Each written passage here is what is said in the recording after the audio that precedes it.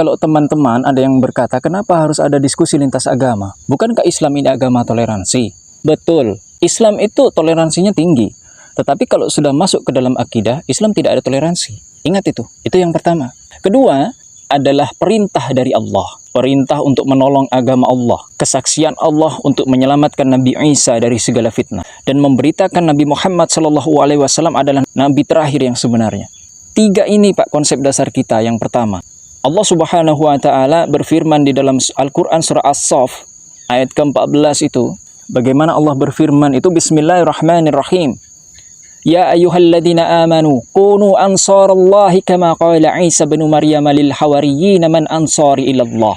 Qala al hawariyun nahnu ansarullah. Fa amanat ta'ifatun min bani Israil wa kafarat ta'ifatun fa ayyadna alladhina amanu ala aduwwihim fa asbahu tahirin. Kita disuruh menolong agama Allah, gitu loh. Kita disuruh meluruskan ini.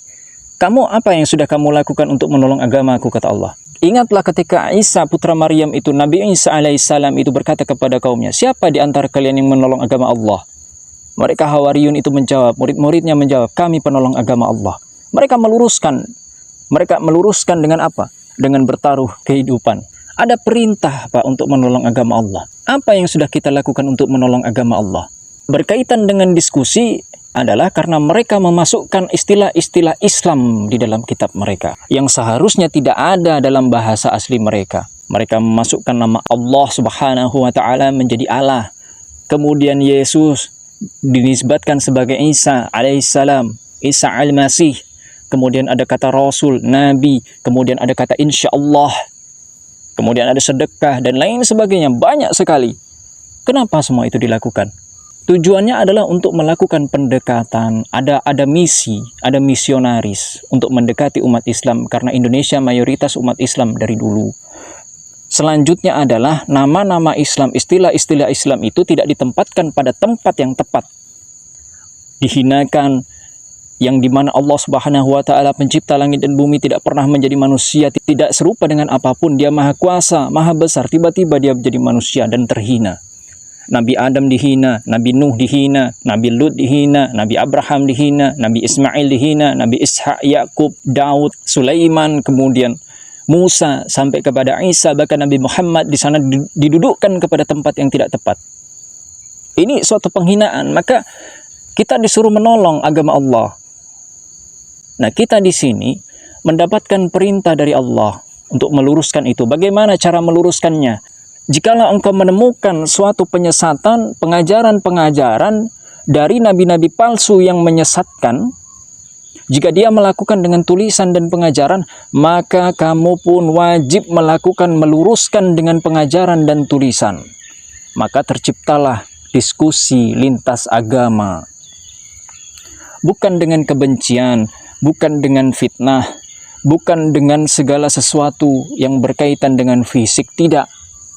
Tetapi kita melakukan dengan cara edukasi. Sebagaimana nabi palsu itu menyesatkan manusia dengan cara pengajaran-pengajarannya.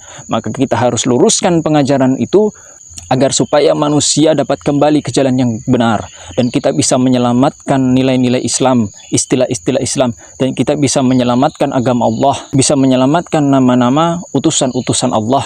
Dan terutama kita menyelamatkan Tuhan kita Allah Subhanahu wa Ta'ala. Jadi begitu Pak. Dan itu dilakukan oleh mereka, petinggi-petinggi mereka yang melakukan itu. Ya, yang merubah-merubah ayat, itu dirubah-rubah. Nah tujuan kita adalah meluruskan. Dan Alhamdulillah, banyak dari kalangan mereka yang dulu membenci kami, sehingga mereka menjadi mu'alaf, mereka tersadarkan, dan mereka bersaksi bahwa selama ini mereka salah. Akhirnya mereka sadar Pak. Nah kita tidak melakukan dengan kebencian. Kita melakukan dengan hikmah Allah.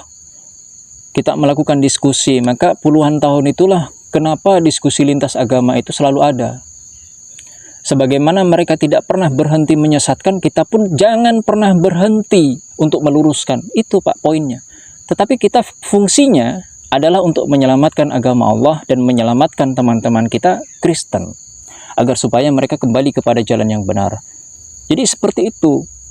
Coba nanti di YouTube itu Anda buka Kaolan itu, bagaimana sejarah Kaolan dulu ketika dia sangat membenci apologet Islam Indonesia. Kemudian pada akhirnya dia memutuskan untuk melakukan sayembara. Siapapun yang bisa menaklukkan apologet Islam ini, terutama Bang Zuma, ya akan diberikan hadiah uang dan lain sebagainya. Tapi faktanya apa? Beliau sendiri, Kak Olan sendiri berkata tidak ada yang bisa menghentikan Bang Zuma, nggak ada yang bisa melawan Bang Zuma dalam diskusi itu, nggak ada. Karena yang dikatakan Bang Zuma ternyata adalah kebenaran. Nah, inilah yang menjadi patokan kita. Jadi kalau ada orang Islam yang sekarang ini menilai kami buruk, ya patut dipertanyakan keimanannya. Apa yang sudah Anda tolong dari agama Allah ini? Jangan mengaku sok Islam, sok alim, sok suci, tapi nggak tahu apa-apa tentang agama gitu loh. Kan lucu kan? Makanya kami semua di sini belajar, terus belajar, bukan untuk sesuatu hal duniawi, tetapi untuk menyelamatkan agama Allah. Dan ingin menolong teman-teman kita semua agar supaya kembali ke jalan yang benar. Itu tujuan kami, Pak. Sekian, terima kasih. Wassalamualaikum warahmatullahi wabarakatuh.